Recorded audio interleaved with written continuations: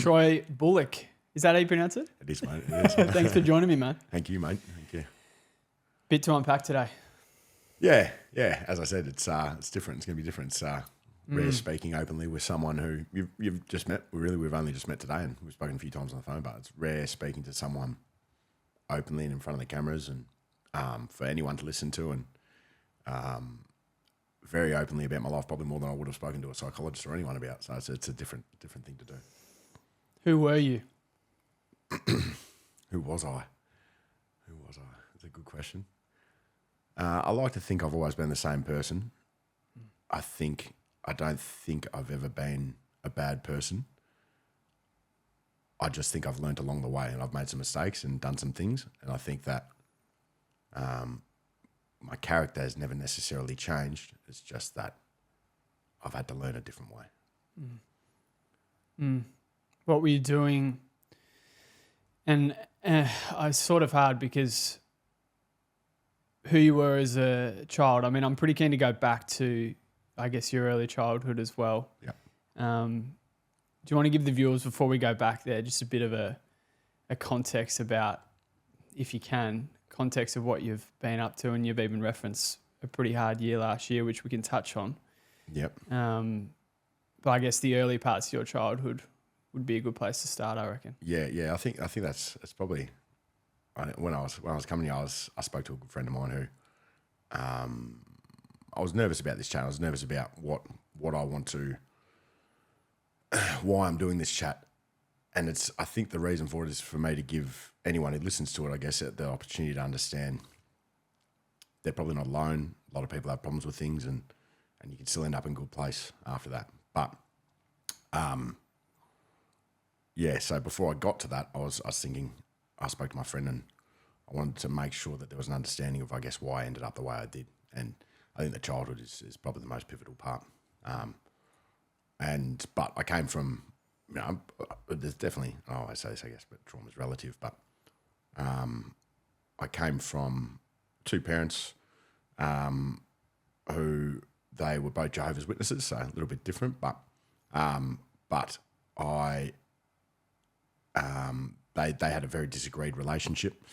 My mum had a lot of mental health issues, a lot of problems, and my father and her never saw eye to eye, never got along. My dad was probably, I don't know, from what I remember, pretty absent in the relationship, or all I remember from them as a kid is a lot of disagreement. I've got memories of them fighting. I spoke to my sister recently about it all. I was trying to unpack my life a little bit for myself, and she was speaking about memories of, our father speaking about my mum swinging a hairdryer over the bath while he was in it, threatening to drop it in, and things like that. And so that, I guess that alone will give you a little bit of a picture of what my home life was like as a kid. It was pretty chaotic, and I remember him out in the front lawn dragging on the grass. And I spoke to him recently about that memory. He has a different view, but that's my memory, and police being there after it, and me sitting there while the police were there, and my mum crying in a room with me, and just that's I'll give you enough. That's probably enough of painting a view of as my childhood before they split up. And then when they were, I think 8 or 9, or when I was 8 or 9, they split up, went separate ways, and I went between houses with my mother and my father, and moving forward, I guess it got to. I was living with my father for a bit.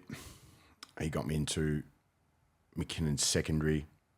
I was there, and I never had structure as a home life, and we spoke about this a little bit before, but I never had structure and routine and normality as a kid. And I think that's what ended up me being very misbehaved at school. I didn't have any form of real parenting. So when I was at school, I did whatever I wanted. I misbehaved in class, probably got a bit of attention. That's why I liked it, and did whatever I did. And I ended up getting kicked out of McKinnon, had a lot of disagreements with my father, and I went to living with my mum. My mum had a lot of, as I say, mental health problems. She had a lot of addictions. She was addicted to prescription medications due to having a lot of injuries. So she fell off a horse. We used to ride horses as a kid. I used to go riding with her all the time, and she fell off a horse, bulged a bunch of discs in her back, had a lot of pain and problems from that. And at the time, she was getting injections for the pain and for the inflammation. Those injections later were found out to cause abscesses, so infections in her body. So anywhere that she had one of these injections, they ended up causing abscesses. So to the point when I was a young teenager, or a bit old, middle-aged teenager, I could see her spine through her back from the necrosis and from the flesh-eating disease that she had. So she had all these blood diseases, holes in her back, things like that. But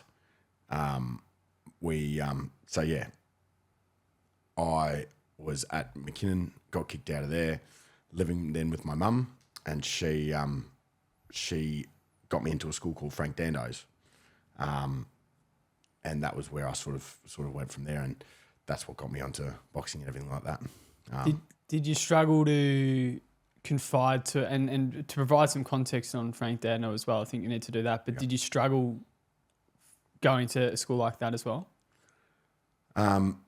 Yeah. At first, I struggled big time, but my mum got me into that school, and for the first year that I went there, I hated it. I couldn't stand it. How come? Probably the first time I'd been disciplined anywhere, been told what to do, had no choice. As I say, I had no structure or anything as a kid.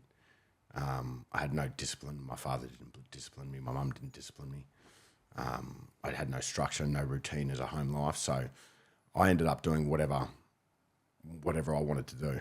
And that involved, as a teenager, I ran around stealing cars and committing crime, and never had money. So I'd go out and just break into cars all night and get as much money as I could in coins and things like that. And that'd get me through the weekends. And that was, I did whatever I wanted as a teenager, and then getting put at this school where they then made you do anything you didn't want to do. So the sport, as you've heard before, but the sport is the curriculum is 50% sport and 50% academic.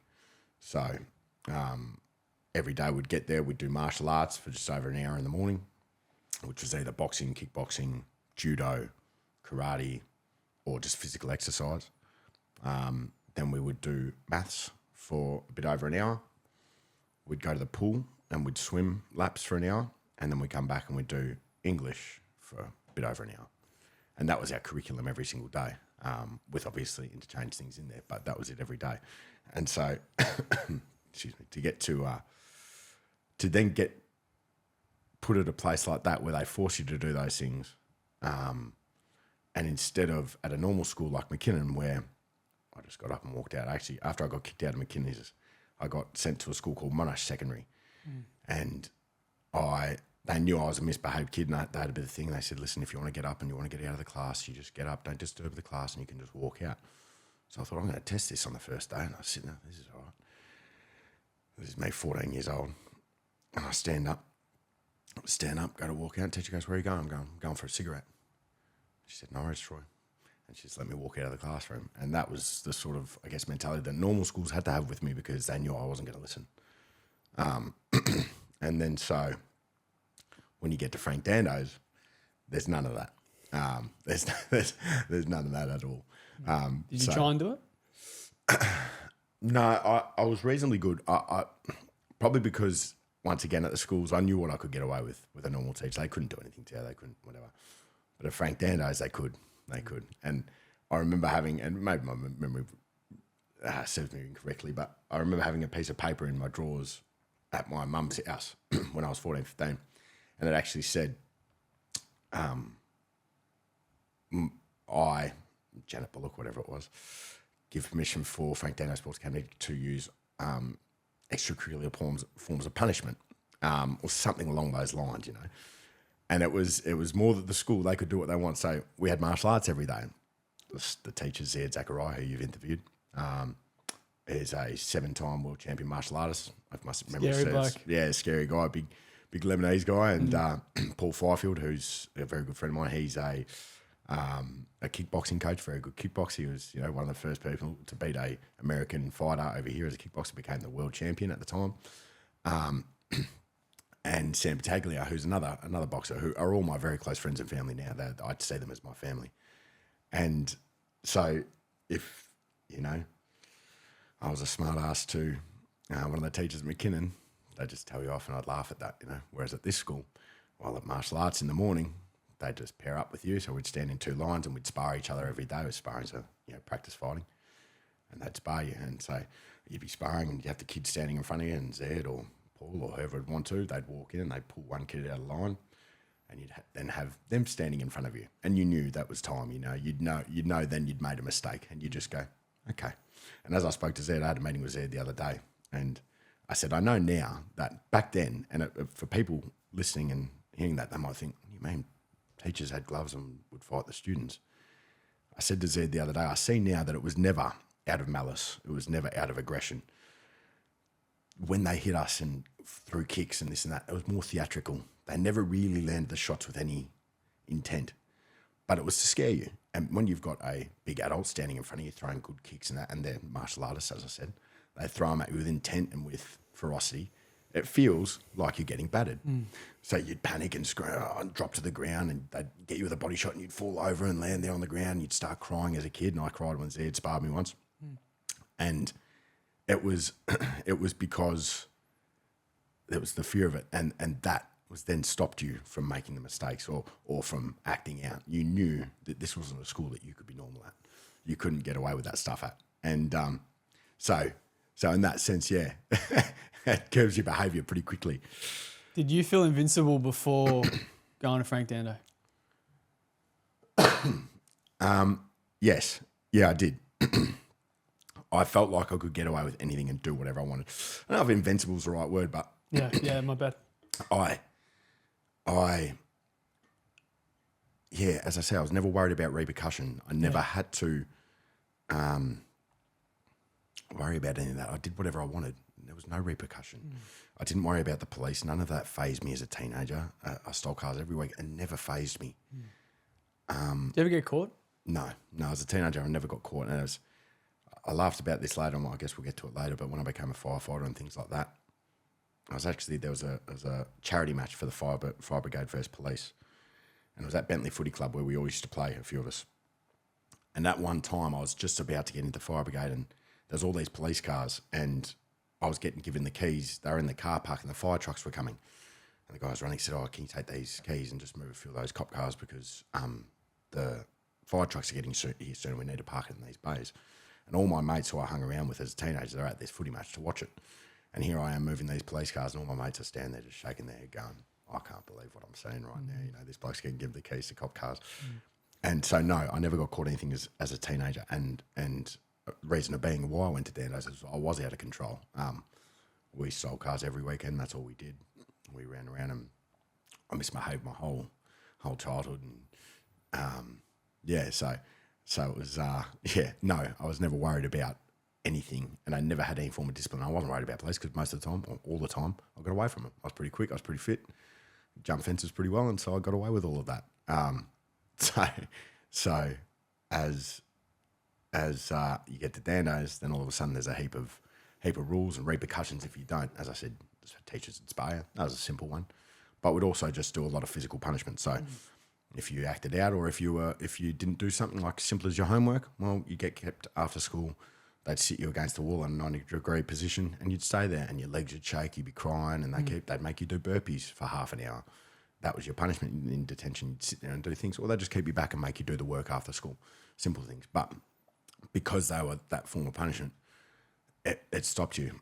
I'll digress on that. One of the other things that changed how you were at that school was the respect as well that they gave you. So not necessarily just the punishment, but it was the fact you didn't want to do wrong by these blokes as well in the end. Because at this school, we all called each other by our first names. So it was never Mr. or Mrs. for the teachers, apart from Mr. Dando and Mrs. Evelyn. Mrs. Dando, Evelyn Dando. We always speak to the older ones with Mr. and Mrs. But for Paul, Zed and Sam, we'd speak on a first name basis, and we'd speak to each other like I speak to you, or I'd speak to them like I spoke to a mate. As long as there wasn't women present, you could curse. You could be pretty honest about what was going on, and there was never a sense of anything wrong there. So that level of respect also made you want to treat them with respect instead of doing the wrong thing, you know. Was there anything whilst you're on that path that made you go, fuck, I shouldn't be doing this? Or was it all, yeah, I'm trying No, it was, as I say, I didn't have any structure. And it also comes back to social circles. That's who I hung around with at the time. Yeah. That's what I did at the time as a young teenager. That was the circles that, I don't want to say I fell into, like it wasn't my choice, but that's who I hung around with. And that's what we all did. We all drank, we all did drugs, we all stole cars, we all committed crime if we saw the opportunity. And it wasn't because I was in the wrong circles, because it was what I wanted to do, because it gave me a rush, it gave me a feeling of being alive, and it's what I did outside of that as a teenager. And it's because I had no, as I say, no structure or no moral guidelines from parents. My dad was absent, my mum was very sick, and my mum, because I was living with her when I was young, she was very sick, and the things I saw with her, I never was home. I tried to avoid the house, and she knew what I was getting up to, obviously, in a way. You know, at the time I'd have 3 stolen cars parked around the corner from our house and things like that, and I'd drive them down to school and whatever. And yeah, so you have a license? No, I was 14, 15 at the time, and yeah, all stolen cars and things like that. I was a kid. But yeah, that was because I didn't have any of that structure at home. That's the way it ended up, you know. Do you see that as because I said to you, like, we've got a similar mindset. Yeah. In the sense that we're all in, and you spoke about the structure and that at home being the main thing. And I said to you, I think the only difference between, and there's a lot of differences, but there's a difference that stands out is the fact that I had a relatively stable early childhood and I had direction. Yes. So would you say that as was that a common thread amongst kids that you were hanging around with? Yes. Yeah. In saying that, some of them had very good lives, but I think, and that's what Dando shows, is that a lot of the times, and Zed maybe spoke about this, but Zed actually looked at, and the school looked at doing programs for the parents because it stems from that the majority of the time. And I thought I want to go into the point of what happened as I was a kid, because it was a big part of why I ended up on the paths that I ended up. And that was my mum. As I say, she was very, very sick, had necrosis in the back, blood diseases, addicted to medications, things like that. And as a 15, 16, 17-year-old kid, I saw her overdose, withdraw from medications. I'd find her on the bathroom floor screaming and crying naked in agony, things like that. And I became very disconnected from any form of morality as a kid because I switched myself off from feeling a lot of things. And you know, to the point when I was 17, 18, she was screaming in her room one time, and I walked in, she was naked, rolling around the bed, and she was screaming and asked me to take her life. And so I went back into my room, I grabbed a pillow, I sat there, thought about how I was going to do it. And I got up and I walked in and sat with her next to her on the bed for a little bit, and I was moments from doing it. And I thought, no, I'll just call an ambulance. And that might sound crazy to anyone listening or who hears that I was going to do that. But this was a weekly occurrence. I called ambulances for her all the time, and I saw her in these states all the time. And they were asking me to take her life was something that I then thought was probably a reasonable thing to do. So I sat there, and anyway, I pulled myself out of it, and I called an ambulance, and half an hour later, she's getting wheeled out in the wheelchair with a green whistle, and she's saying, "See you, Troy, I'll see you soon." I said, and that was just straight. And what I didn't know at that time, which I thought was drug overdoses or her being in pain, was she was withdrawing from the medications that she didn't have. And when the ambulance arrived, I actually handed a pack of Endone, a 10-pack of Endone. I thought she'd had them all, but what it was is she was looking for more. So I didn't know that as a kid, and that shaped a lot of the behaviour that I had in a negative way, obviously, and my disconnect from, as I say, morality and anything like that. So when I did things as a kid, I think I was just escaping everything I was doing. I was trying to get away from everything, and I did anything I could to take my mind from that, whether it be stealing cars, doing drugs, whatever it was, and that was my disconnect. The disconnect from reality, that's a powerful word. Yeah. What were you doing between finishing up at Frank Dando and, let's just say, I know MFB, I know that's a long time, but yep. Did you go back to, I guess, that lifestyle after you finished up at Frank Dando? Or? I was actually, so I still was, look, I still was always, since I was 13, 14, drinking and drugs was always sort of a part of my thing, a part of my life. But when I finished at Frank Dando's, I was 17, so I was a year behind all my friends. At the time, my mum was having really bad mental health problems. I was living with her for a little bit, but my dad was absent by then. He'd left when I was 13, 14, so he'd left to go to Western Australia. I didn't speak to him for probably 10 years after that, or a long time anyway. And so I didn't have any form of home life. My mum was very unwell by this point. And as I said, that's when a lot of those things were happening. And so I wanted to do my VCE. That was my goal when I got out of Frank Dando's. And so my sister, who's been a very big part in my life as well, she ended up, I was staying with, so we've got different mums, but I was living with her mum and her partner at the time in a house in Dingley. But it wasn't a great home environment. I had a lot of things going on, a lot of scarring from being young and all those things. So I had a lot, but my sister took it upon herself, and she was only early 20s, I think, or mid-20s, mid to late 20s. But she took it upon herself to get a rental just so I could finish my VCE. So she got a rental. I stayed with her. I was on Centrelink, gave her some money, and she helped me, and she was a massive part of my life and the reason I got through my VCE. But in saying that, what I'd done, me finishing my VCE even was a massive feeling for me. It was a good feeling. So I was still partying and still doing things like that. And, I say partying, but using drugs and whatever on the weekends and drinking, and I was still with the same circles. But I had still got myself through VCE, which was a pretty good point for me at the time. Then after that, I just worked some sales jobs, simple little jobs, things, because I knew my end goal at the time was either getting into the military, which was something I was interested in. I always had an interest in the special forces and things like that. Or as I knew at around that time, early 20s, a few friends, or a few people I knew were firefighters, and I knew that was a really good career option.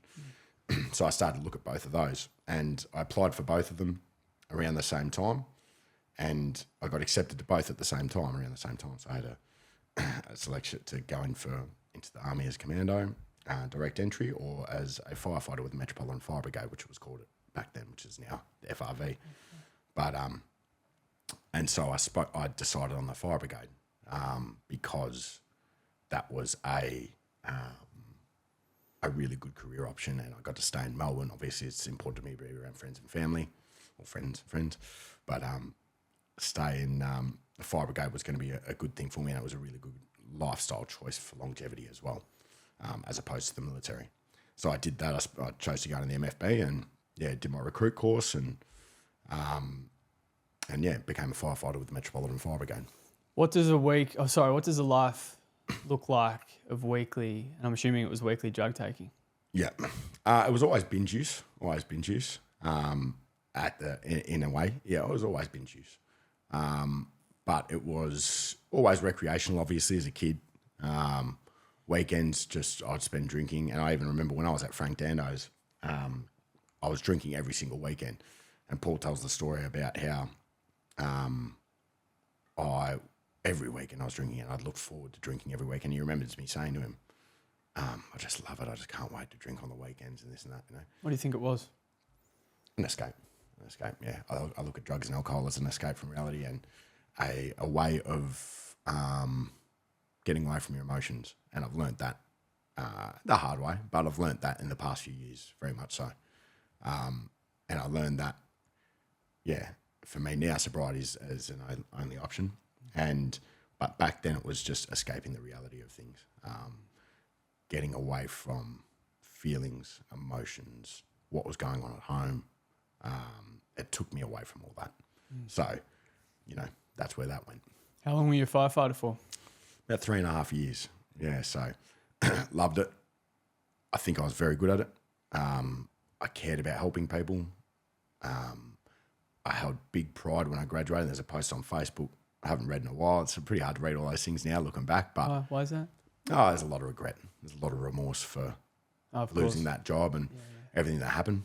But there was a post I shared on the day I graduated with how proud I was and everything like that. And it was the fact that I got to help people on a day-to-day basis. It was a fact that people looked at you and respected you for the job that you were in. And so it was it was awesome being a firefighter, and I was pretty happy with that moment. So 3.5 years I was in there. Do you think that was what you were craving? I guess people looking at you in a different way and not just judging you. Yeah, straight away. I think as I say, I don't think I was ever a bad person. I think I've always had good intention. I don't think my actions of doing drugs, stealing cars, I used to get in fights a lot. I used to do all those typical things that someone of that nature would do. I don't think it was ever bad intention. I don't think I was a bad person trying to hurt people or trying to think. I just didn't have any home life. I didn't have any structure, and I was looking for an escape, and so that's what that all gave me, A former firefighter has pleaded guilty to trafficking party drugs online and attacking a security guard at the Spring Racing Carnival. Yeah, it was so when I got into the fires, I think when I was, and don't quote me on exact dates and ages, but we'll say about 23, and I was doing really well. My mum was in palliative care at the time. She, as you know, as I've spoken about, she went through a lot, and by this time she was in palliative care.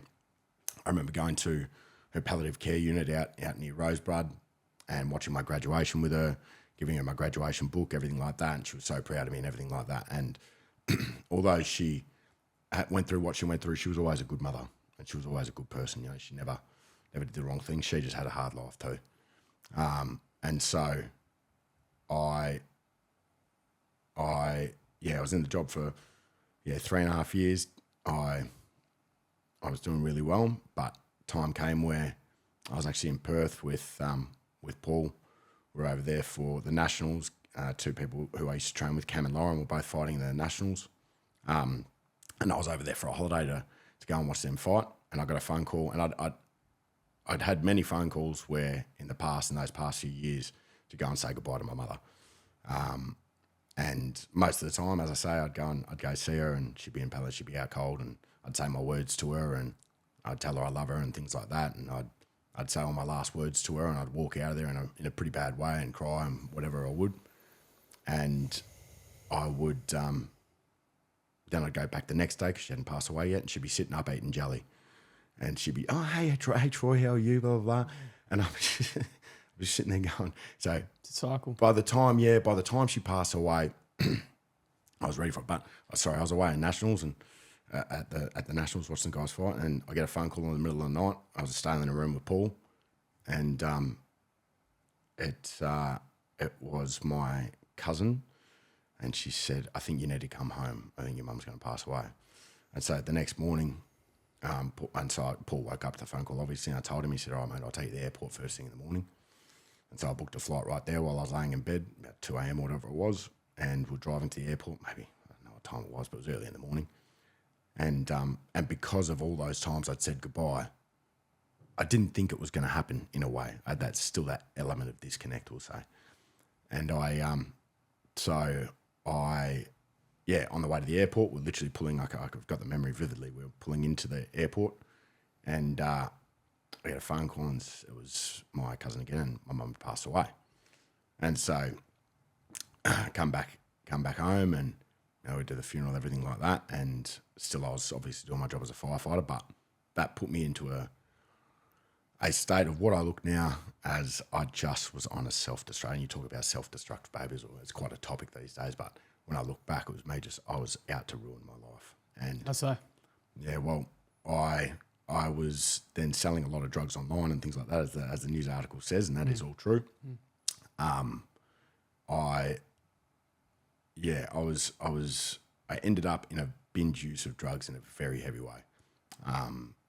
And that, while still being a firefighter, so I was missing work sometimes, still rocking up, still doing my job for the most part. As I say, I was always binge use, but it was excessive binge use.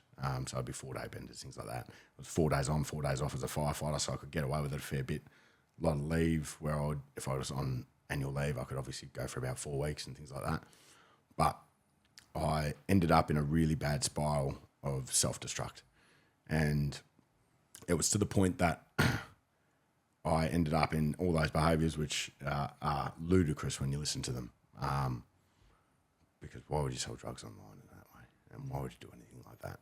And I like to think I'm not necessarily stupid, but I wouldn't think that that's the smartest behaviour. And I did that because I wanted to ruin my life. When I look back, I wanted to destroy my life in any way I could, in the worst way I could. And why? I don't know. I think when my mum passed, all the trauma of what I had seen, what I had gone through, with her, as I say, overdoses, withdrawals, with her asking me to take her life, with sitting there with the pillow and almost doing it, with watching my grandma also pass away, and she was at the house at the time as well. There's a lot of trauma I had as a teenager, and I think none of that I'd really dealt with. I think I'd still use drugs and alcohol. I'd still just been doing whatever, become a firefighter. I'd gotten to a really good point, luckily probably because I had a bit of aptitude and I was able to do those things, but I hadn't dealt with my emotional circumstance. And when that all came to a head and my mum finally passed away, I think all of that just came up. And so I wanted to destroy my life. And it was to the point that I knew I was being investigated by the police. I had a firefighter at a fire station come up to me and actually take me aside and say, "Hey, mate, you're being investigated by the police. We've had police asking questions about you, blah, blah, blah." Anyone doing anything like that, straight away they'd stop you doing it. But I didn't. I just kept going. And then as at the races, long story short, got into an altercation with the security guards and things like that. Got caught with a fair bit of, it says, I think, a fair bit of cocaine on me and things like that. And then they'd obviously been investigating, which I knew. And then I was later arrested for that, all of that, and charged with all of that as well. Suspended as a firefighter, house raided, and everything like that. And then obviously arrested, charged, and sent to prison. Was it a relief when you got caught? Yeah, it's funny. I just, as I say, I think a big theme of my problems in the past has always been disconnect. And that's why I said when I came to speak to you today, I said probably the most open I'm ever going to be with anyone at this point in my life. And that's because I've done a lot of work on myself in the past 12 months. And I think I'm not scared of who I've been and who I am anymore because I know where I'm going. But yeah, when I got caught, I was still a level of disconnect. I remember, so I'd been suspended from the fire brigade. I'd been on bail for a while and finally had the court case, and all my friends and family and everything like that, or Paul and his family, and then Shelley and a group of people came to the courts on the day I was having my own case. And we had a lunch break before my sentence was read out, or before I pleaded guilty, so I knew I was in trouble. But they obviously played a big case about what I'd done and who I am, and blah blah blah, to try and minimise the amount of time you're going to get. And before we went for lunch, they read my thing, we went for lunch. I was sitting there and everyone's saying, "Oh, I think it's going really well. What do you think?" And I turned and I said, "I'm going to jail. I have no doubt in my mind about that, because I was working a government job, very respected in the community with what I was doing as a firefighter, and then caught doing what I was doing. There was never going to be, they were never going to let me off with that. I knew I was going to jail." And so you say, was there a sense of relief? I never felt anything towards it for a long time. It just was what it was. I just took every step with, okay, this is the next chapter. Let's see what happens. So when I got caught, it just all happened, and yeah. Is that how you coped with prison as well? When the doors closed and you're on your own in prison, where you're like, shit. Yeah.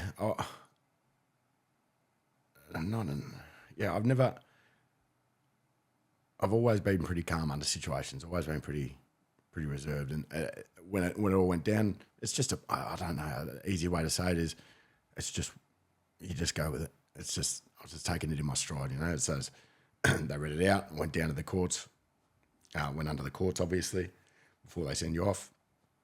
And you're just there. You just take it in your stride, don't you? It is what it is. You then just go on. That's just the next chapter, It's during our darkest moments that we must focus to see the light. Yeah. You said that. Yeah, it's a good saying.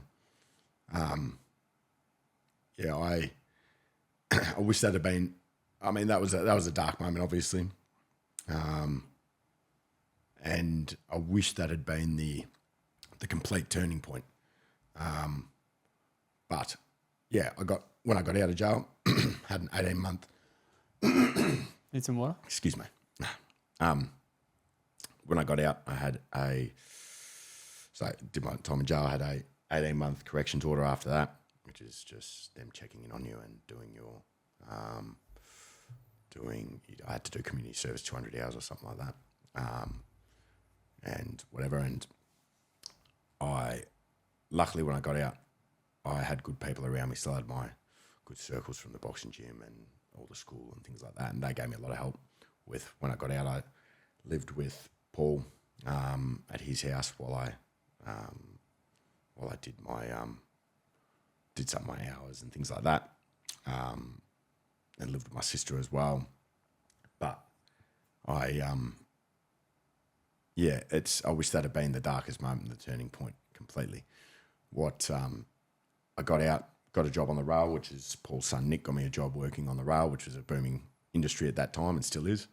But that gave me really good money in the pocket and things like that. And one of the 2 days after I got out, I met who is now my ex. But I met my ex who was a beautiful person, perfect person. And I had a really good thing going. And so I had a good job, met a new partner who I was in love with, and had a really good run with that. And so for 2.5 years, that's probably what it was. And I was doing really well, had a house again, back on my feet, had money in the bank, and was doing well. And then people I knew who I met inside got out of jail and things like that. And I ended up back in those circles a bit and ended up making some mistakes again. And ended up in binge use again and things like that. And luckily rail work didn't faze me too much when I was doing that. And so if I missed work, it didn't faze me and things like that, and binge use on the weekends. But later on, when I went back to be a PT and boxing coach, I'd miss classes, I'd miss clients, things like that. And I'd ended up in a bad cycle again and probably doing things I shouldn't have done, you know. What did that look like? Yeah, with the people I met inside, obviously had their fingers deep in other things, and so I ended up doing some wrong things again, you know. And so I, you know,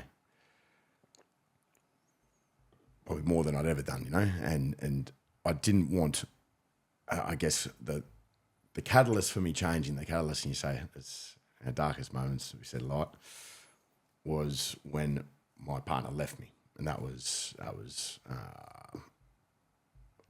last year. And when that happened, that was the moment when it sort of dawned on me that I was like, what are you doing? What are you going to keep making these same mistakes? Are you going to keep doing these same things? And the thing that it was always drug and alcohol use. Was always the problem. So that was where I then decided to be sober completely. And that's where the slogan for my gym came from, be better every day. And it's a funny thing, be better every day, because I was always thinking that I had to do monumental things to be better every day. But for me, being sober one more day was being better every day. And so that became a big goal for me. What were the behaviours? And I know you said that was the rock bottom moment when your partner left you. Yep. But I'm assuming there was a build-up of things as to why she actually did leave you. Yeah, it was just, the majority of it was drug use, and I'd go absent for 2-3 days, to the point that I can explain it. You know, I didn't show up to a birthday one year. Yeah. You know, a birthday dinner they had for me. I was really? I was on it, and I was close to getting there, and I just avoided the house, and I didn't go, and I turned my phone off. And why is that? Shame. It's always the same. Shame, and when you're drug affected, you don't want to be around people that are sober. You don't want to make those things. So I avoided that, and that was obviously a big thing. But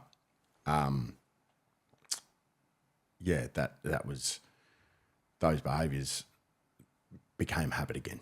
And so that repetitive binge use where I would go absent for a few days became too much for her, and that's why she left.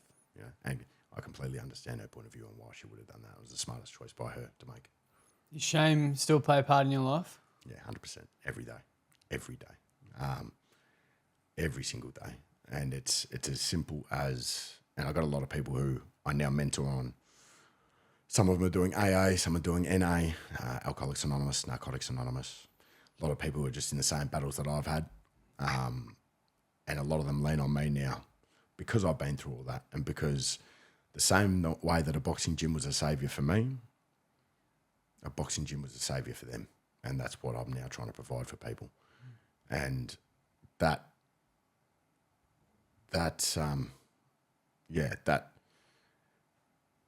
what was the question, Joe? I forgot what it was. I'm far out, mate. You get in a good role. Yeah. So, I was trying to think what it was, but behaviors. Was it behaviors that you were doing? Shame. so yeah, I still I still have a lot of shame for it, and I'll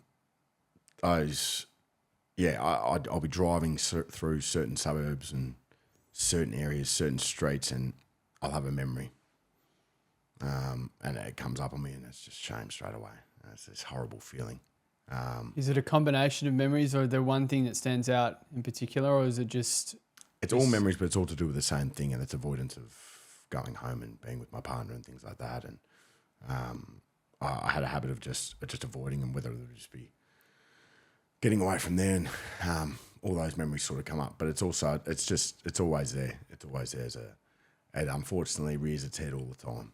And yeah, the shame in that, it hits me all the time.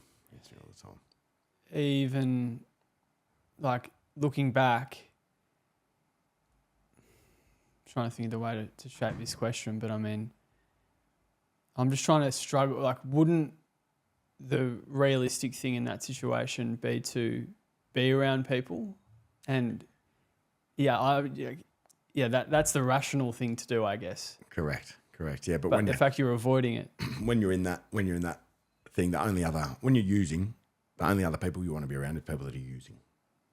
But I'd get torn between that, and I'd try to get home because I know that was the right thing to do. But then as I was getting home, I wouldn't want to be there because I wouldn't want to be around someone who's sober, and I had to face the guilt of what I'd done. So then you'd end up avoiding that. And the same as I didn't rock up to the birthday dinner, that's all that was. I couldn't be around those people because of the shame and the guilt, and being around people who were sober then. I wanted to avoid that. Was it almost like it's what you knew? Like you're so used to it and you just go back to what's normal? Once again, we'll go back to avoidance and disconnect. Yeah. That is what I'd known my whole life. And unfortunately, as I say, and that's why we spoke about before, structure and routine being so important in your life, that had become my structure and my routine, was that I was avoiding things in life, and I was escaping my emotions, and I was escaping everything I felt by using drug and alcohol and getting away from things I felt guilt and shame towards. Do you remember the day you avoided the escape?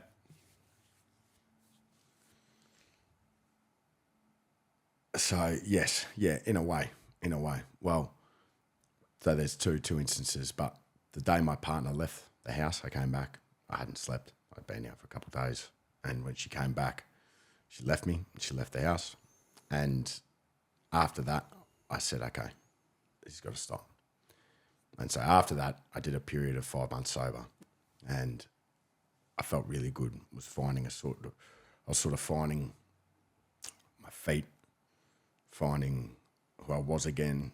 I was speaking to a psychologist. I was I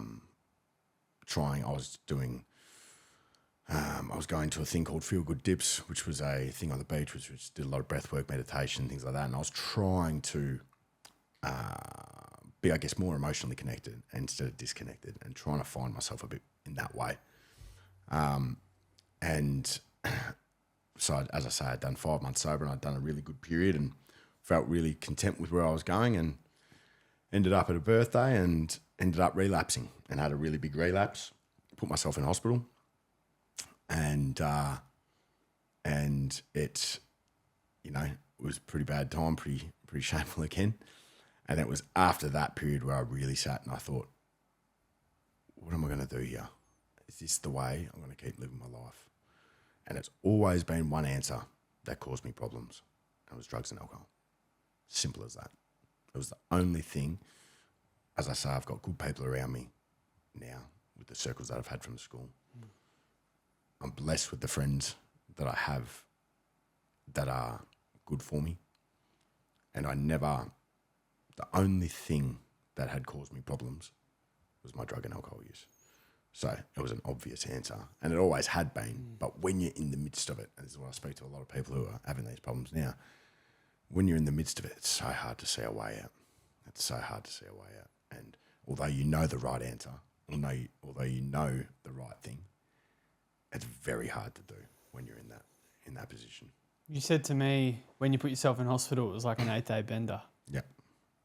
So you didn't sleep for 8 days? 8 days, slept one night, probably 6 to 8 hours, and then, the rest of the time didn't sleep. Yeah. Used a lot of drugs, obviously. Don't want to glorify any amount and things like that, so I won't, but a lot. Cocaine was always my drug of choice, and I would just go silly with it. And once I started, I could never stop. That was my thing. So it got to a point, got to the end of it, and was trying to fall asleep, was having some dramas, and so I ended up calling an ambulance for myself, and that's where I ended up. So you were in hospital after that? Yeah, in hospital. They pretty much just gave some things to relax and sleep or whatever, and passed out for a period of time, and woke up and came out of that, and that was probably one of the bigger turning points as well. Yeah, I was going to say, what happened when you woke up? Were you like... I knew where I was. I knew what happened. It wasn't like I lost a sense of reality during that time. I sort of knew what was happening the entire time. It wasn't like I blacked out or anything like that. So, but once again, you sit in front of your family and my sister, who's once again, my sister's always been there, and I sat in front of her, and once again, guilt and shame come on. But it's just, there was pondering that same question to myself: is when is this going to stop? When is enough enough?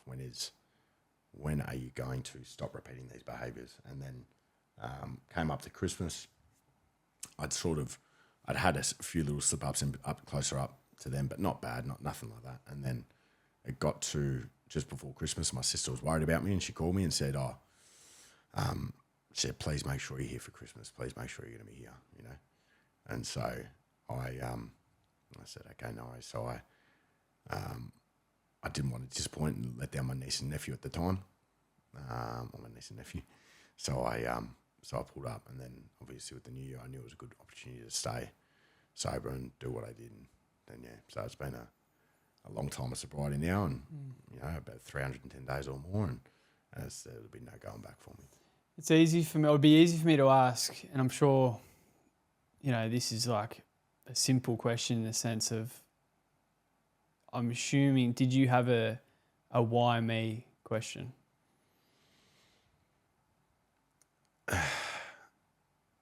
In regards to? Just going back to where it all started.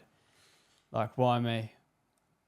No, I had a funny view on my trauma always. I always had a funny thing, and a lot of my friends and family, when I go and share what had been happening to my friends on weekends and things like that, a lot of them would be in, mate, are you okay? They'd be really taken back by what I'd tell them, obviously. And I'd say, one of my, I don't know, we'll call it disconnects, ways of dealing with things, as I always used to say, there's people out there who've got it worse than me. So who am I to whinge? And it was something that I used to always say to myself, so I never used to sit with my emotions. I used to use that as a way of blanketing everything. So nothing I felt was important because there were people out there who had it worse than me. And that was my way of dealing with everything.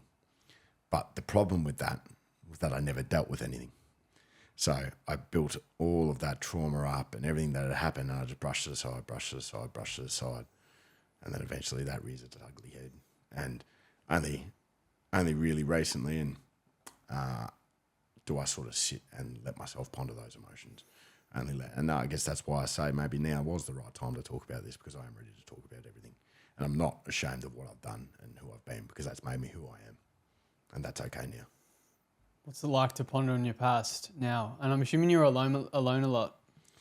Yeah. I've obviously got my gym, so I'm around people a lot, and I'm very open with how I talk now. As I say, I only just recently met you, but I'm pretty comfortable talking to you, and I know anyone can listen to this, and I'm comfortable with that now. But thinking about what has gone on now and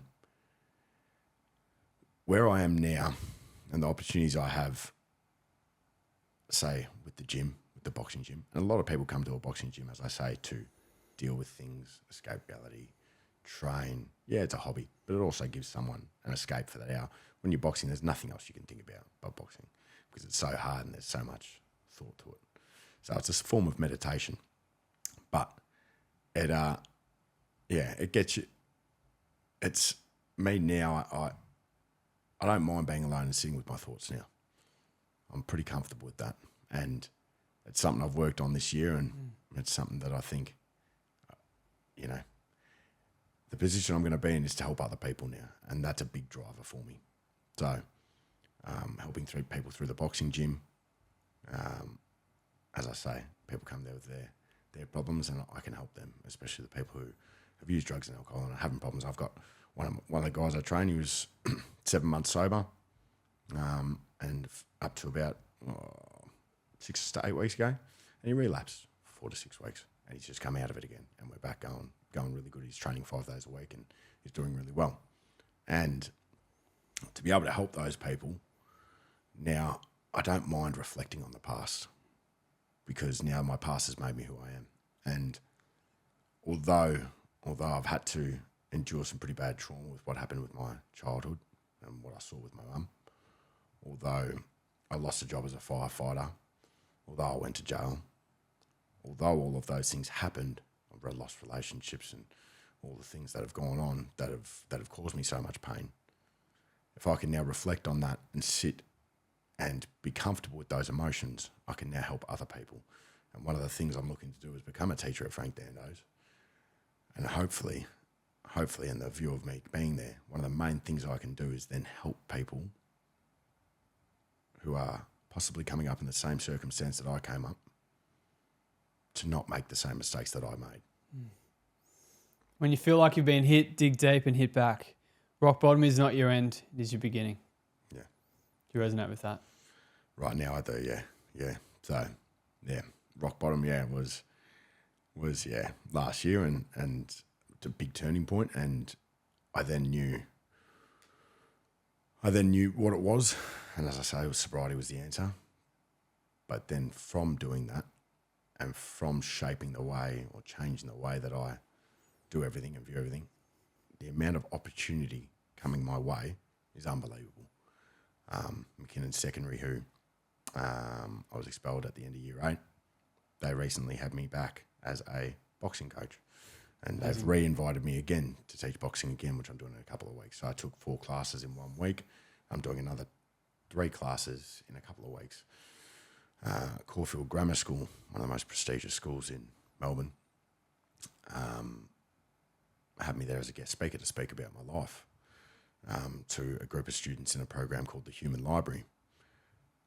So I sat with 4 different groups of students, and I spoke about my childhood, like we have, not as in depth because I didn't have as much time, but spoke about my teenage years, spoke about being a firefighter, going to jail, coming out, and everything since then.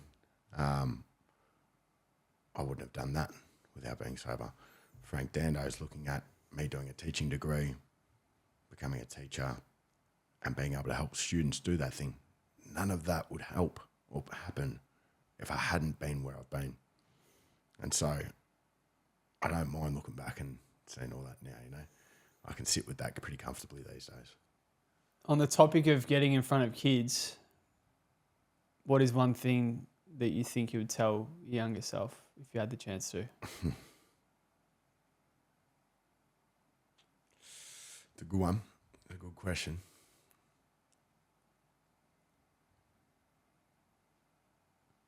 Endure. Yeah, there was a period of time where I'd be driving along and a traffic pole looks pretty good to drive into.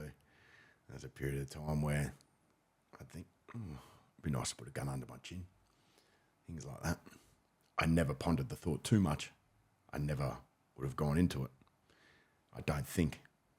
But those thoughts aren't normal.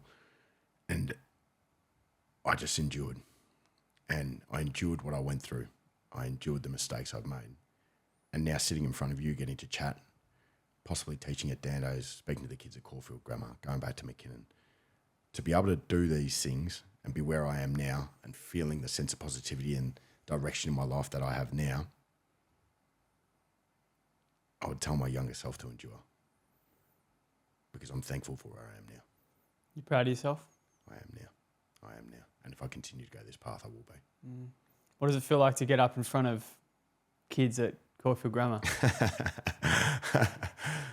As I said to you, and the same goes for this podcast, same goes for speaking to you. I fought in April, I think it was April, in bare knuckle boxing in Thailand. Fought a guy who's got a very big name. He fights in King of the Streets, which is complete no rules fighting. Massive name, this bloke. And I knew he was going to be a hard fight. Bare knuckle boxing, so no gloves, no nothing. Knew I was going to take damage. Before that fight, I felt no nerves, nothing. And that's the truth. I actually remember saying, I'm feeling no nerves. I feel a bit funny about it. You know, I felt nothing. When I went to speak to these kids, I stood in front. The first thing I opened with was that, and I said, but standing in front of you today, I'm shitting myself. And it's the same with you. When I was coming here, I was nervous. A few weeks ago, I actually was meant to spar this guy who was coming down from Queensland, and I actually got a bit of a way out of chatting with you, and we postponed this. And that was because of nerves. And it's very scary. I can stand in front of a class of 50 people, randoms, and take a boxing class. No worries, I won't get nerves. It's routine. But speaking honestly and openly about my life and being vulnerable about my past and what's happened, I've never done before. And doing that to a group of kids who are looking up at you and looking at you for possibly guidance is a very scary thing. So I wanted to go into that on the day with a point. And that was I wanted to go in there and leave them with something in some way. And I said to them that, show me your friends and I'll show you your future. And that was, I had a longer quote that I saved in my phone for that. But that was more or less the point of it. And what I said was that you can take it two ways, and show me your friends and I'll show you your future. Well, at the time when I was young, the circles I ended up in, that was where I ended up. With a bad circle, made a bad future. But I made those choices too. But the more part about that was the circle I've had from boxing, from Frank Dando's, from Paul and his family, from the good people around me. They've given me everything. And I think it's so important with who you surround yourself with. And the opportunity to go back to McKinnon Secondary was a friend of mine, Hannah. She's a teacher there now. She got me there to instruct boxing, and now they've invited me back because I did an okay job, I guess. And the opportunity to go to Caulfield Grammar was a member at my gym who is a youth worker there, and he got me to go there and do this talk. The opportunity to go back to Frank Dando's is because I've stayed close with Paul and Zed and Sam, and I've done the right thing by them.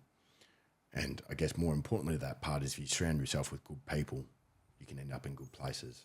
And, you know, Ned, who came on here, spoke to you, you've brought me here. So all of these opportunities have come from having good people around me.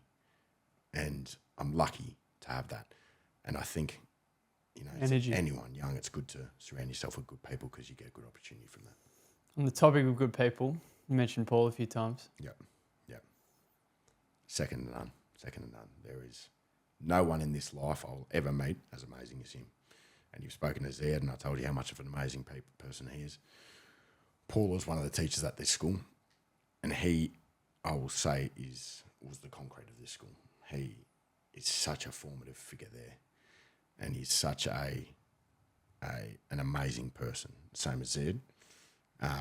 But Paul has been, even after the school, and Zed was too, don't get me wrong, but Paul's family became my family.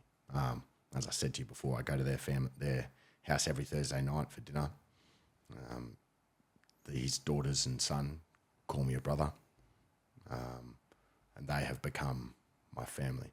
And Paul gave me everything of that. When I was young, my mum, I came home one day, and so I was probably 18 at the time. My mum had gone to drive her car out of the driveway. The mat got stuck on the accelerator and she went through the fence and hit the house across the road. Well, I had no money, I had nothing. Paul bought me a car. Whenever I was going off the rails, whenever I was back in drug use and had that binge use, I'd go and see Paul and speak to him, and his first words were, come back to training. And he trained all of us 4 days a week, Monday, Tuesday, Thursday, Friday at 4 p.m. every day. So after school every day I'd go there. That's how I started, and that's where I'd always go. And you ask anyone who's trained at that gym, you ask anyone who's met Paul in their time, you'll never meet someone like him. He's a man of his word, a man of principle. He never drank, never smoked, never done drugs. He trains twice a day. His idea of eating out is whole meal vegetarian pizza. He is an incredible man, and he has given not just me, but anyone who's walked through the doors of that gym, his home, a second life. And that was what we all had. And that's that community, that gym community, gave me a lot. How did boxing change your life?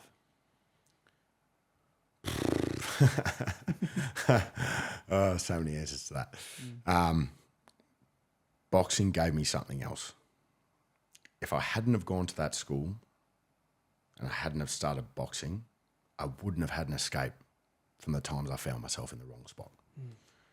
So every time that, as I say, I ended up in a period of drug use, every time I ended up in a bad place, any time things were going really badly at home, any time things were going badly anywhere, training would save me. Because when I would go to training, not only did it, as I say, boxing is a form of meditation, take me away from all of that, but the people who were at that gym became my family. And I'm still close with all of them today. All of them. We had a big group of us there, about 20 of us. Had a wedding for Tony Torcasio recently, who's one of Paul's friends, a kickboxer who, and at the wedding, probably half of it was our gym. It was all the people we grew up with, and we all became a family because of that. And so boxing's given me everything. That school, first meeting Paul on that, I obviously started training there, and anytime things went wrong, I'd end up there training, and that would bring me away from everything. Now having a gym, boxing's now given me a career. Fighting gave me experience, it gave me meeting people and connections and getting to travel and do what I've done, and none of that wouldn't have been possible without boxing. If I hadn't have had all that, and all I had was that other side of life, things would have ended up a lot worse, because that was the thing that pulled me away every time. I trained 6 to 8 months of the year without fail, completely disciplined, and wouldn't even contemplate going out drinking and ruining my training. But during the off-season every year, I would completely ruin myself, and I'd manage to undo everything I'd worked so hard for. The cycle always repeats itself. Without routine, I fell into the same habits I always have, and now 3 months later, I've hardly trained and I'm back in the same position. Well done. Good research. Yes, exactly. As I say, when things were going wrong and I was in those cycles, I'd go and speak to Paul, and his first words were, come back to training. And that gave me structure. It gave me routine. And when I was training, I didn't want to drink. I didn't want to smoke. I didn't want to do any of that. I'd start getting focused on fighting again. I never had a big fighting career. I had 5 amateur fights. I've had 4 pros, the bare knuckle, nothing massive. But it always gave me something, pulled me away from that. And yeah, any time things were going wrong, the boxing gym would save me. Boxing would save me. I'd do that to November or so, and the 4 months usually would be November to January, February. And I'd end up, stop training, go out of control for a bit again, over the silly season, as they say. And we'd get to February and I'd find myself that position with that conversation with Paul, where he'd say, come back to training. And everything would seem right again. And I think that's why I'm so excited to have my own boxing gym, and now why I help people who are doing NA and AA and are in bad positions like I was in and find themselves in the same repetitive behaviours that I did, is because now I have a place where I can pull people away and help them. And as I said, my past, although I hold my head in shame with it, I can now use that to help people. And if that's the way my past had to go for me to get where I'm going to go and to be able to help people and hopefully help kids of the future, then so be it. I'm okay with that. Do you think you'll ever get over that shame? Yes. Yes, I do. I do. I think it serves a purpose.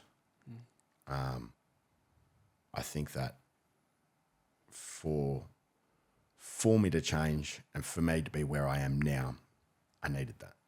And that shame is a driver. That shame stops me from repeating those behaviours, because anytime, not that I do now, but at the start when I would think about that, when that thing would come up, it would just make me feel sick. The fact that I had hurt people that I loved so much, that stops me. And so I think the shame now, I feel very good with where I'm at. Probably the best I have ever have in my life. I'm in the boxing gym, helping people, possibility of being a teacher at Frank Dano's, talking at Caulfield Grammar School, teaching at McKinnon as a boxing instructor. I feel that shame diminishing. And I think it will go away to an extent, but I think I'll keep a little bit of it there to serve a purpose for me for the rest of my life. You said there was an element of imposter syndrome. Yeah, big time. As I said, last year I had my relapse. Last year my ex left me because I was still out of control. And after she left me, it was about middle of the year, but I obviously I've had one bad incident in the past over a year. It's been probably 18 months, but in 310 days sober. What's happening since I have decided to go the way I have and put my energy in the right direction is what makes me feel a sense of imposter syndrome. The opportunities coming my way at the moment are just amazing, and it just keeps happening. I feel a sense of imposter syndrome because it's not that long ago that I was making the mistakes. And the thing that made me okay with talking about this and coming on here to speak to you and do all of that is the fact that I know there's so many people out there in my shoes right now. There's so many people out there stuck in cycles of addiction, stuck in behaviours that they don't like, possibly in coming from broken homes, possibly dealing with breakups, whatever they're dealing with. What made me happy to come on here is that to speak about this, other people know they're not alone. And yeah, I think doing all of this, hopefully I can help some people, and but that imposter syndrome comes from the amount of opportunity coming my way at the moment. Yeah. For anyone that feels alone, what would you say to them? You're not. You're not. There's the amount of people in the same position as you or something like it who can understand where you're coming from and can feel what you're feeling. It's just, everyone has trauma and everyone's coming from something. Everyone has a past. You and I spoke about yours before. Everyone has a reason for what they do. And you just need to find your way forward and find a good reason for what you're doing. I think it's easy to overestimate the importance of having people like Paul around you. 100%. I think without that, I don't know where I would have ended up. And his family being like my family has given me so much.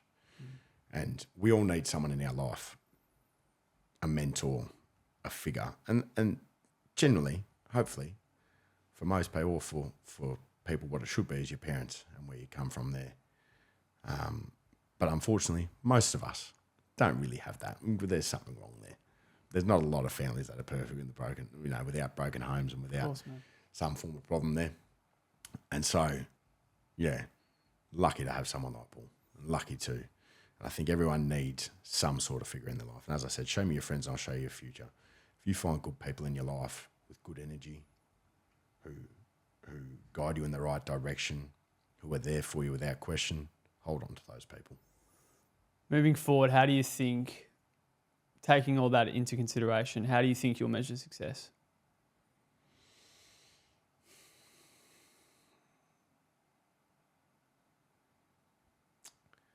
I think I'll measure success by who I can help in the future. I think, Hope you'd say that. yeah, I think if I can help people, if I can help, if my dreams of helping kids at Dando's but even not, even if my gym, if I can just help some people who have been in any circumstance like I was, or even other circumstances that just need some guidance and help, if I can be that pull figure for some other people, if I can help anyone who have been in similar circumstance to me and I can give anyone guidance, then I'll be pretty happy. I'll measure that. That'll be my measure of success. It all comes down to impact, yeah? Yeah. I think it's also worthwhile commenting on the fact of the good that has come to your life from stopping drinking. And Yeah. I think there's a big movement in sobriety at the moment. And I know you and I were speaking about the fact you don't drink. And I think it's such a cultural and accepted thing in society to drink and do drugs, to the point that you're questioned if you don't. for sure. And I think that's such a wrong thing. Yeah. And it's actually funny, one of my mates, I was with dinner with him last night, but on a recent time, I caught up with him somewhere else, and I wasn't drinking or doing drugs or anything, obviously, because I'm sober now. And he actually looked at me at one point and he said, "We used to do the wrong thing." And he said, "We shouldn't have pressured you and taken the piss when you weren't drinking and stuff." What did that look like? Just if I'd rock up to an event and I wasn't drinking, wasn't doing drugs, and they all were, he'd go, "What are you not doing?" Blah, blah, blah. Some remark about it. And because of my behaviours and how I ended up, he later realised that was the wrong thing to do. And he made that comment, and I thought, "Not bad, mate. Not bad." No, he's never made a thing ever since, when I go out to these things. And I go out to events now and things like that, and people's birthdays, and everyone drinks, does drugs and things like that. But I think everyone's a bit older and a bit more mature now to realise that, some people you shouldn't push like that. And if someone makes that decision, you should respect that decision. But as I say, it's also a very accepted thing in society to use drugs and alcohol now, when I don't think it should be. And I think the time will come in the future where that curves in a big way. Is it hard for you being around those people? Nah, it's fine. It's fine now. As I say, I get a great sense of purpose internally from the people that I'm helping. And any time that I am sober around those things, and I'm at events where people are drunk and doing drugs and whatever, their comments to me, "Oh man, I want to come train," and I've been going out drinking too much and this and that. They actually talk to me about those things most of the time, because they do look up to you for being sober. I think anyone doing drinking and doing drugs, there's not a lot of people who have control of it. No. And there's not a lot of people who can go out, drink, do drugs, and not feel a sense of shame and guilt after it. And I think that's because we all know it's doing the wrong thing. So I think that'll change in the future. I hope it does. I am sometimes around people, and it's like a detriment to myself sometimes as well. I'm like, I'd rather just not even show my face. Yeah, and it gets like that. And you told me your story recently of a bloke who sort of peer pressured you. And I think it's good because you get to see who your friends really are. And as I said, you'll have a handful of them in your life who are really good, and you keep those close to you. And I now, when I go out, I'll go out to a birthday or something like that. Might start at 7 o'clock. I'll get there 7 o'clock.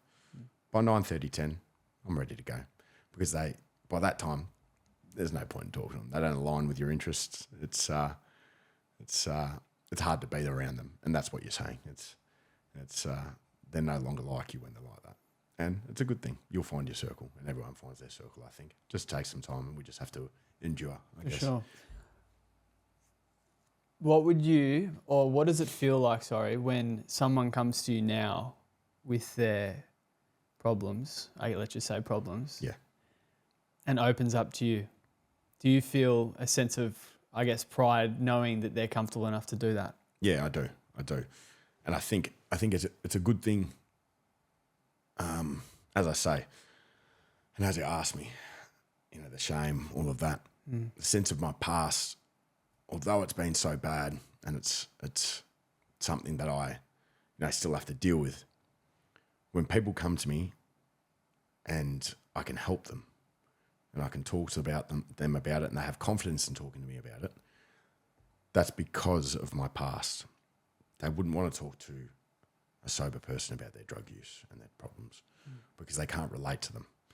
And although I'm sad that a few things happened to me in the past and the decision I've made, I can now turn that into a tool to help people. And when people come to me to talk to them about that, I'm happy to be there for them. And I will be for anyone who needs to talk about that. You're an inspiring man. I appreciate that. I can't help but ask about what it's like to get in the ring with someone with no gloves. Yeah, it was an experience. It was definitely different. So obviously flew over to Thailand and I'd been training, so I'd been sparring in some MMA gloves and things like that, which are just 4 ounce or 7 ounce gloves, a bit smaller. So and it was what it was. I wanted to do it. I knew what I was getting myself into. But yeah, the guy I fought later on, someone questioned him and said, "Oh, I know Troy. He said, "Oh, I love Troy. Great, blah, blah, blah, blah." And he said, "We knew we weren't going to win a boxing match, so we made it a brawl." And he came out hard. He came out really hard. And you just, shots get through, you don't block them.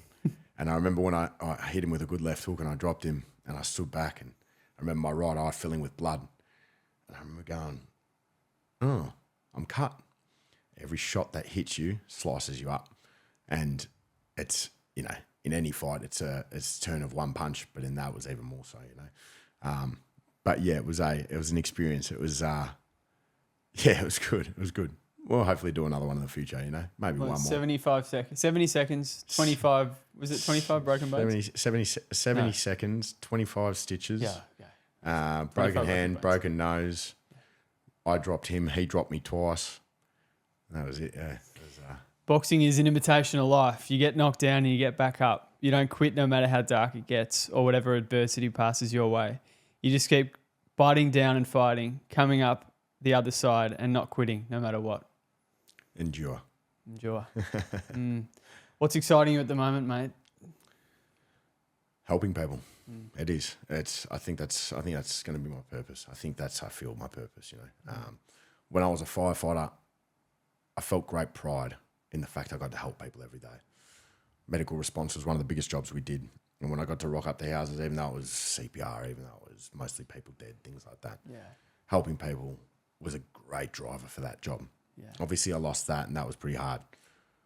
Now, getting to help people, even, let's say, the boxing gym, when I take people for a PT, they thank me so much. They walk out of there and they're so happy, and they have such a good time. They're helping people like that.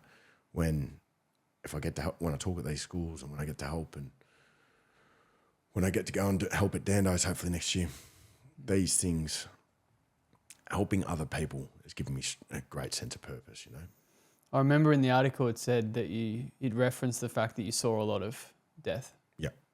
Yeah, it's a part of the job. And look, I'll be honest, it never fazed me. It was that was probably a part of the court, probably the lawyer defending. But it was in my first year. Or first year and a half. I was at Clayton and Hyatt, 2 stations. A lot of people get put in the city, and they don't see a lot. It's mostly fire alarms and things like that. I was at these 2 things, and I remember catching up with my recruit course later on. And none of them had seen fires and things like that. And all I had done was go to fires and go to medical response. I remember after one medical response job, we had a paramedic, one of the lead paramedics come back, and we had a meeting with them later, and they commended me for my airway management while we were doing CPR. And I felt a great sense of passion in doing that stuff. But as a part of that job, trauma and death was a part of it. It's what you say. You get to the jobs faster than paramedics because you have less calls. So we get out to the jobs more. We'd see a lot of suicides, people undertrained, hanging from trees. Sort of guy gas himself in his car, heart attacks in front of their families, things like that. None of them really fazed me. There's only one job that ever fazed me, and that was we had a heart attack. Guy had a heart attack in front of his family. We went and did CPR on him, and the three daughters, I think there was three daughters and a wife, were all surrounding the room watching while we did it. Guy was vomiting. It's a common thing after a big meal when they're doing CPR. And what we do is there's four of us in the truck and we would rotate every 3 minutes, I think it was CPR, because it gets quite tiring pumping someone's chest. And of the 3 minutes, once you're standing back, if you're not involved in the response, of course you're looking around the room. You're sort of taking in what's around you. Can't help it, yeah. So I'm looking around and there's daughters crying, and they're all watching. And after a certain period of time, you know that you're not going to get that person back. Yeah, if they're not getting response through the electrical monitors they have, the paramedics, you know that their heart's getting no response. There's sort of a thing. The paramedics will slow down the way that we don't just pull the things off and stop, because that would shock the family. So there's a period of about 10, 15 minutes where we'll continue to do CPR, but we start to tell the family that, look, there's, they're not showing signs of life, blah, blah. We are probably going to have to call it in 10 minutes if they don't, blah, blah, blah, respond. And so while we're doing that, we're watching, you sit back and you watch the family deteriorate, but they're gone. We're not going to get them back. And so that was probably one of the only jobs that I walked away from, and I remember actually struggling with a little bit after. I remember thinking, oh, that wasn't nice, because I had to watch the other people. And it's sort of all sound cold in a little way, but all the other jobs, when you rock up and someone's hanging, someone's under a train, they've killed themselves or whatever, I'd have a thought of, I wonder how dark it got for them to get to that point. You would ponder it, but it would never affect me. But watching a family grieve while you were doing CPR, that was one that stuck with me a bit. But it is a part of the job, and it is part of something the emergency services deal with every day. There is great support networks and things like that. But yeah, it's a good job because you get to help people. Thank you for coming on here, man. Thank you very much. I appreciate it, Darcy. It's been good to have a chat with you. It seems like you're very sure of yourself now. Oh, I hope so. There's not many people that have come on here that have made me just grateful for just growing up the way that I did. I appreciate that, man. I hope so. And it's such a simple thing. Like I said it to someone else. It's like even just sitting and having a dinner with your family. Yeah. It's just such a simple thing. Yeah, never take it for granted. But that's exactly what you would have been craving. Yeah. You don't know it if you don't have it, But as I say, I was lucky to have other good people around me and give me good chances at life. With the school, they became the family that I didn't have in a way. But yeah, it's good to have gratitude. How does it feel having our chat? I know you were nervous at the start. No, it's good, mate. It was good. It's good to get it all out. And it's as I say, I think I've spoken to you more about than what I've spoken to anyone about, really. So it's good to get it out. But as I say, it's good to I know where I'm heading now, and I know what purpose this can serve. So should be proud of yourself, man. Thank you, mate. I appreciate it. Got a nice little quote from Nelson Mandela to finish it off. Give me some wisdom, dig deep, and then we'll call it quits. The greatest glory in living lies not in ever failing. I'm going to start again. The greatest glory in living lies not in never falling, but in rising every time we fall. I like it. 100%. It's a good way to look at it, mate. Endure. It's a good way to run it, man. Really appreciate your time. Thank you very much. Good work.